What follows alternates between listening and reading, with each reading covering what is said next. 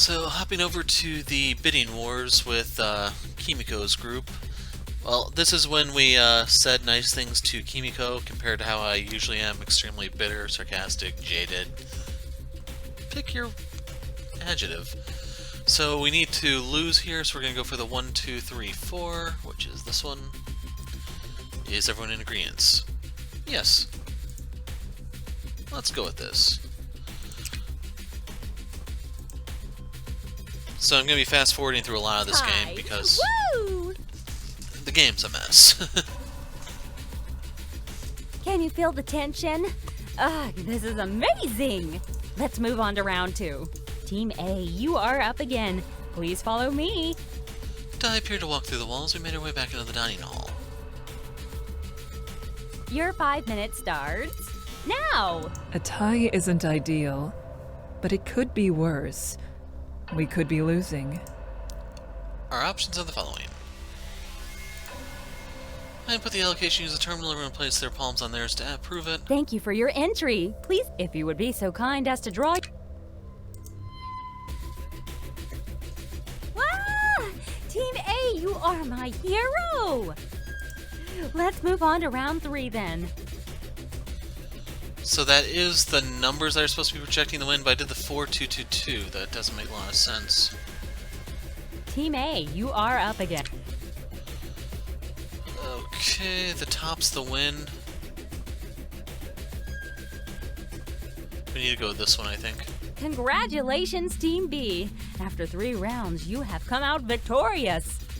So are they going to freeze Shizuka, or are they actually going to give her a unique death? And that means, Team A, you lose. Congrats! And the lucky winner of the wheel is... Okay, I guess. That's the spirit. And now it's time to spin that wheel! Dai's holographic wheel appeared beside her, lights flashing frantically. She reached out and pretended to spin the big wheel. So, Vladimir, why don't you tell all the folks at home what kind of death are you hoping for? If I told you, you'd arrange the opposite. Sir, how dare you? I'm but a slave to the will of death, just like you. I looked at the wheel spinning slower and slower. When it slowed enough, I could see the words written on each segment all exactly the same. Russian roulette. Well, this is a knuckle biter. What do you think it's going to be? Russian roulette, or maybe even Russian roulette? I to rain on your parade, Dai, but there isn't a gun on board. We can whip up something. Give me about 10 minutes. The wheel stopped. And the winner is Russian roulette. And where exactly am I supposed to get a gun? I promise you, guns will not be required. This is far more fun. To the science labs! We all got up to follow Dai onto the corridor and towards the science labs. What's a Russian roulette? It's a game. I don't like dice games. No one likes dice games. Kimiko, I need you to look out for her. I need to know she'll be safe. Yeah, we can stuff her in an attic somewhere. I will make sure she's safe. Promise. I promise. I will do everything I can for her. Ta-da! Here we are. Is everyone accounted for? Yes, Dai. You can see we're all here. No crime in double-checking. Sheesh. If anyone understood bureaucracy, I thought it would be you. Here I thought we'd leave that behind on Earth. Now I'm going to need a volunteer from the audience. You, sir, in the middle. Looking annoyed. Yo. Aw, man. She's pointing Vladimir. Seriously? What do I have to do? I know you've got vodka stashed in this lab, just in case, as you like to put it. The captain seemed slightly shocked and disappointed. Wait, really? Can we save the court-martial until after I've been executed, Captain? I'm sorry, Vladimir. Fill 6 test tubes with vodka. Vladimir acted quickly, filling up the 6 tubes and then leaving them in a stand on his workbench. And now, the fun part. Get 5 milligrams out of that bottle there. Oh. Russian... What's happening? I think he's going to poison one of the test tubes. Vladimir added whatever the poison was to one of the tubes. And into the centrifuge they go. Vladimir loaded the 6 test tubes into the centrifuge machine. Once they'd been spun, the poison tube would be completely mixed and would look like just all the others. Turn it on. Vladimir turned on the centrifuge machine, and all it was left to do was wait. Seriously, it would only take seconds to mix that. He got down on his hands to look Melody in the face. I have to go away now, Melody. No. I'm sorry. I really am. Kadashi said when the game was finished I could see you again. I know, but Katashi said. I need you to be a good girl. Do what the captain tells you, okay? I don't want you to go away. And I don't want to go. But I have to. Melody crossed her arms and huffed. Poor kid had just lost her mother and now her father too. Melody, why don't you come and hold my hand? I want Daddy. Melody clung onto Vladimir, gripping him tight. That's 1 minute. The centrifuge is gonna stop any time now. Beep, beep, beep. Yeah, I'm not going to tell you guys the lab shortcut. That is really, really bad to do, but pretty much everyone does it. I love you, okay? Remember your mommy and me both loved you very much. No. Between them, Kadashi and the captain managed to pry Melody off her father. Vladimir went back to the centrifuge machine as it lit up and beeped. He opened the centrifuge and looked inside. Which one will it be? What happens if it's not the poisoned one? You get to play again. And again, and again. Let's see how many spins it takes for you to get it right. Vladimir looked at the centrifuge machine again, then up at Melody. She was wailing and trying to wriggle away from Kadashi's grip. That's why I remember there are numbers on the inside of a centrifuge machine, one on each slot, which is true, that really is a thing in a lab. Vladimir knew which one was poisoned. He looked back at the centrifuge again and took one out. Okay. Vladimir, Promise me again. Please. I Promise me, Kimiko. promise. Vladimir lifted the test tube to his lips and threw his head back to swallow it all at once. Vladimir stumbled backwards into the workbench. Pain. He slumped down, his back sliding down the front of the counter as he lost control of his legs. Help me. I followed the captain forward and we both knelt at Vladimir's sides. We arranged ourselves as a barrier so that Melody couldn't watch. Grip my hand if it hurts. I was supposed to protect her. Sora, she left me to protect her. It's not your fault. You did a great job. We'll protect her now. He crushed my hand so hard I thought I might have to get it amputated. And suddenly he wasn't gripping me at all. I think he's gone. Papa! Kadashi lost his grip on Melody and she ran over to us before anyone could stop her. Papa, wake up! Katachi! Kadashi came forward to try and grab hold of Melody again, but she was already down on the ground between me and the captain, shaking her father. Wake up! Papa! I won't ever refuse to take a bath again! Don't worry, we don't have any plumbing in the attic. Ooh, I gotta say, the execution was kind of dull, but the after party is great. Papa! Okay, I am actually pleasantly surprised here. I was really expecting them to cop out and show the previous death CG of him because he was just slumped over against a cabinet. It's pretty much, it's similar. Back then he had to drink himself to death. Here he just has the one poison centrifuge tube. And that one's much, much smaller than the one I have. But otherwise there are numbers on each one so you can keep track of it. The whole reason for that is as they spin you need to identify them if you don't write on the tubes themselves. Sometimes you're not even allowed to write on the tubes to find what exactly it is. In case you're wondering, it just might be like a certain type of tube doesn't hold ink very well and you can't put any extra thing on it because that'll throw the weight off, and if the weight's thrown off, you could unbalance the centrifuge. If that happens, all sorts of weird crap can happen. So I'm probably boring you with all the lab stuff.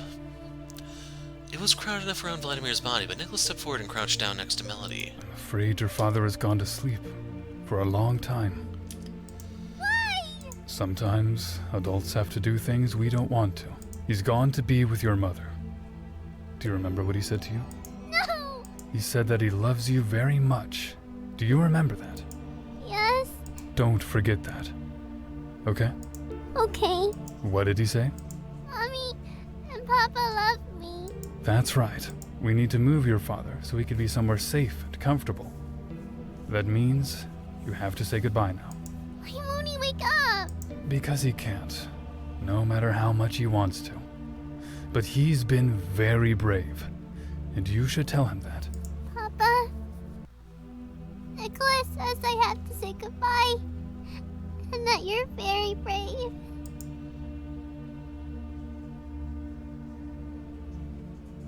Good night, Papa. I love you.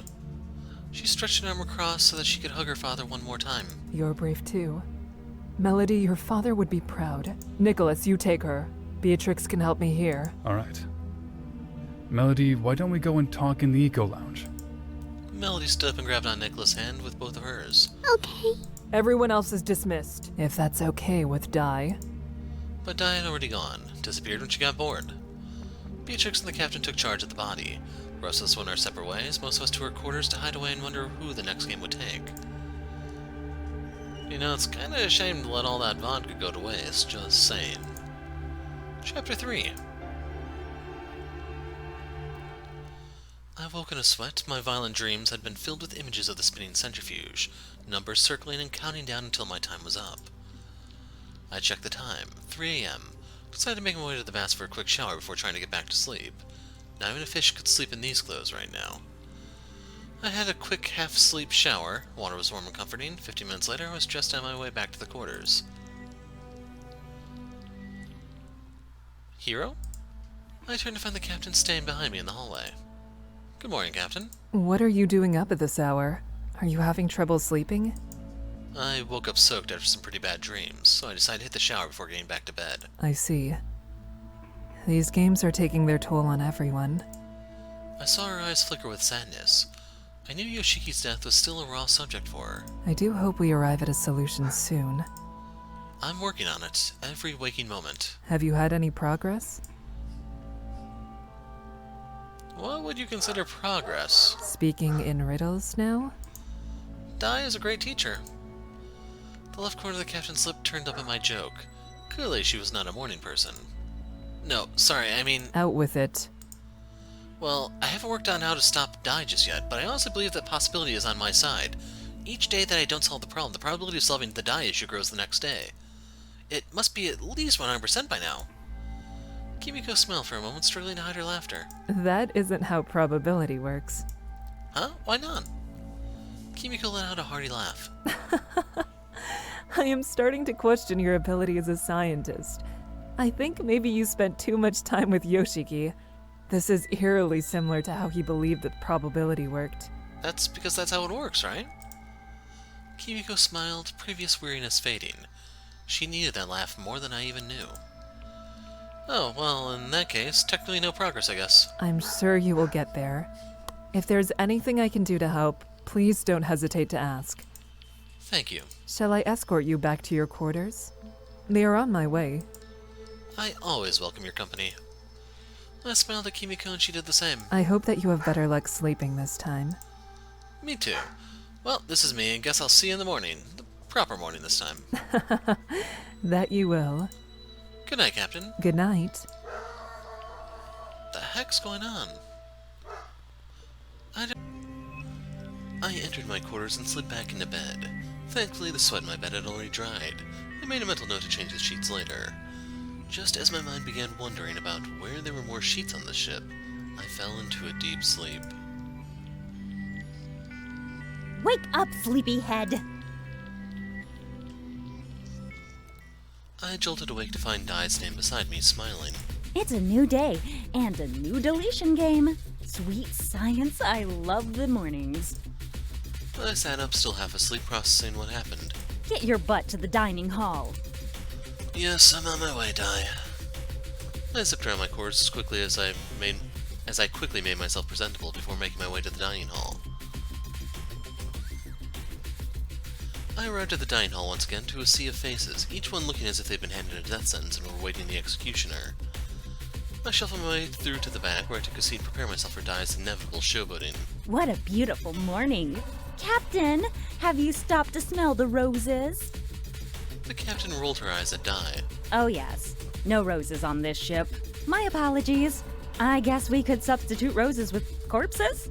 Di, just get on with it, please. I don't think so, Capitan. I want to chit-chat before getting down to business. How else will we build a rapport? Try duct tape. You can build anything out of that stuff. The captain sat in silence, refusing to engage with Dai any further. Dai turned her attention to the others. Nikki, you have to share your secrets on how you keep so fit.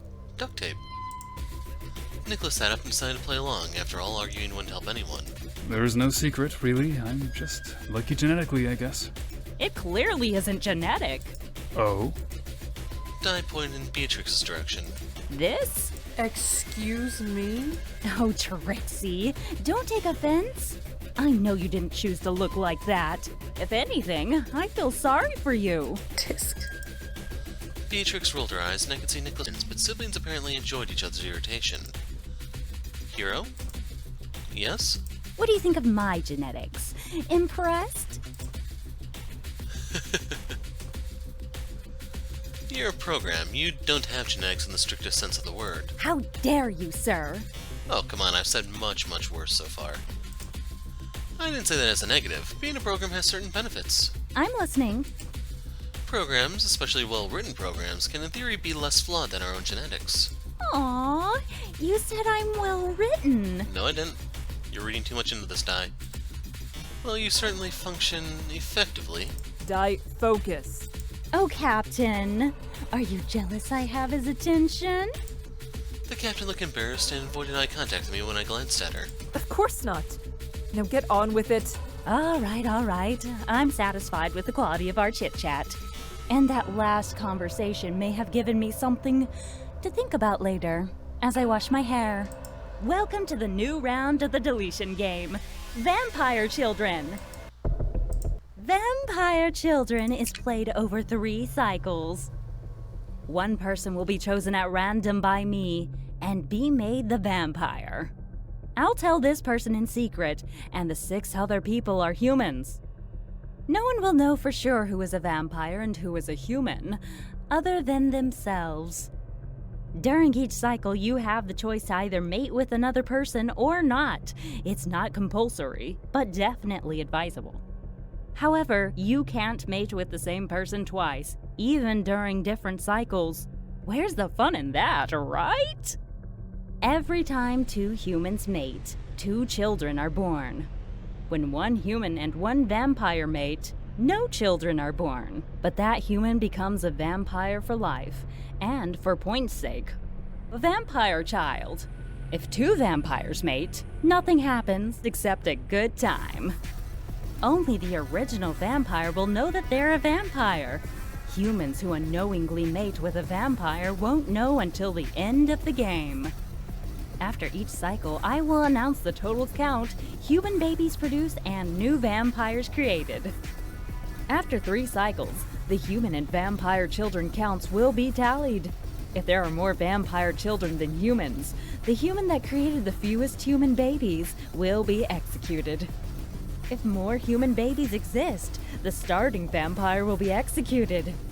Now, 1 versus 6 can seem lonely, so here's my offer to the soon-to-be vampire. The vampire can choose a Bonnie to their Clyde. This person will knowingly and willingly become a vampire in the first round, and will win and lose alongside the vampire.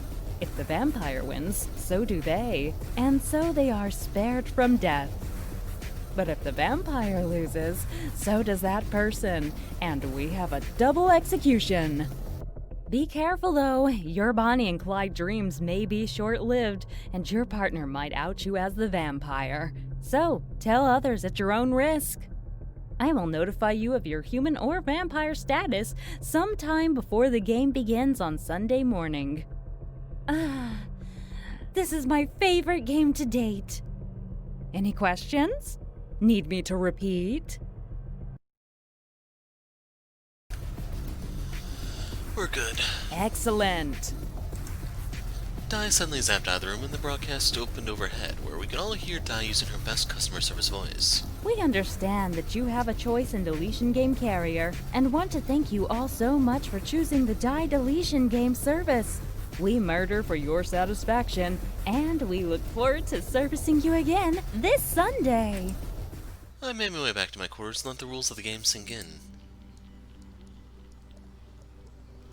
I felt a hand lightly touch my foot and I jolted awake. Sorry to startle you. I kept saying your name, but you wouldn't wake up. Why didn't you take the hint and go away? I sat up and could make out Kimiko sitting at the edge of the bed. Captain, I'm sorry to wake you up so early. I was just hoping you could join me on the bridge for a moment. I mean, you're already here. Sure, let me get dressed. Wonderful. I will see you shortly. The captain left and I quickly got dressed and hurried to the bridge. I arrived and found Kimiko alone. She turned to greet me. All right, know the reason why you are here. Just as the captain was about to start explaining, Shizuka appeared on the bridge wiping her eyes. Seriously, Captain? It's like 6 a.m. What's so important? Good question.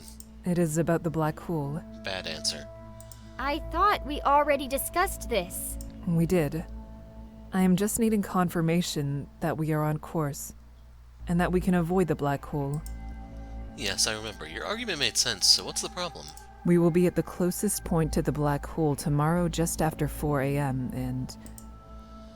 So, I need We to go will be back. at the closest point to the black hole tomorrow just after 4 a.m. and... Just after 4 a.m. That is a pretty important clue not to have in the text here, just in case people didn't realize that the watch is turned on by the black hole.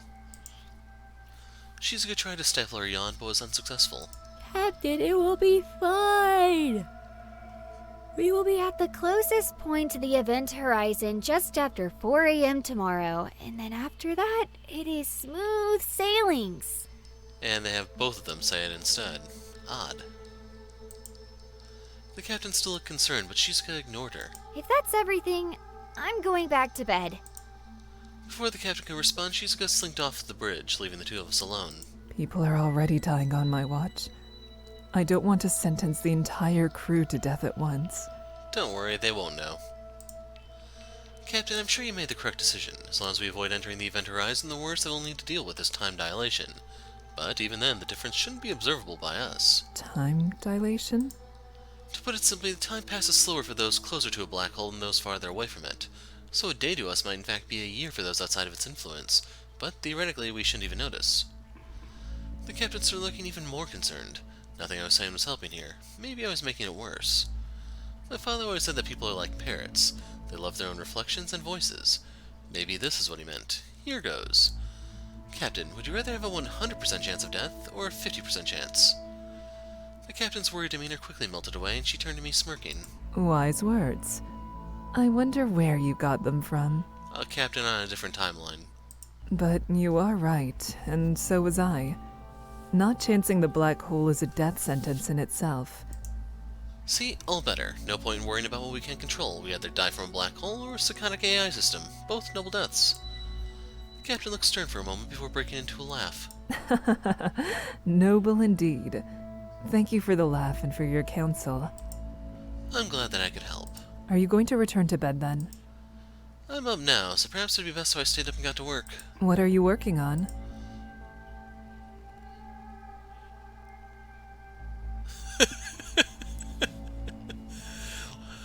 So I'm gonna try this one, but we gotta do this one first.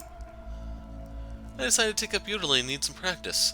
The captain stared at me intensely for what felt like an eternity before bursting into uncontrollable laughter. Are you not taking my music career seriously?